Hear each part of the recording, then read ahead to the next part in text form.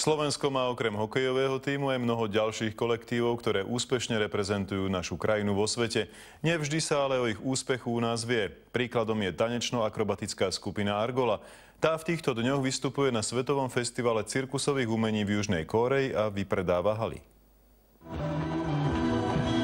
1,5-hodinové vystúpenie 17 umelcov Argoly si vybrali juhokorejskí producenti sami. Slovenskí performeri sa tak dostali medzi svetovú špičku akrobácie, zábavy a cirkusového umenia.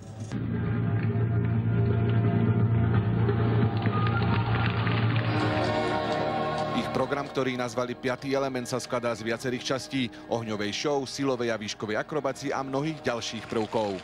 Po vystúpení sú prepojené prvky tanca, akrobácie, artistiky, divadla a taktiež hrá naživo každé vystúpenie hudobník a multiinstrumentalista Maok.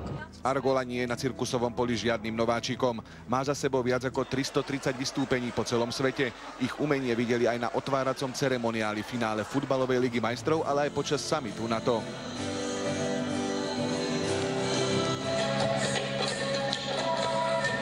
Teraz si ich užívajú juhokorejskí diváci.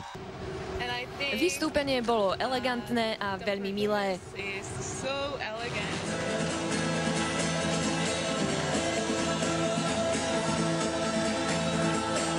Slovenská artistická škola má celkovo vo svete dobré meno. Niekoľkí akrobati dokonca pôsobia aj v najznámejšom Cirque du Soleil.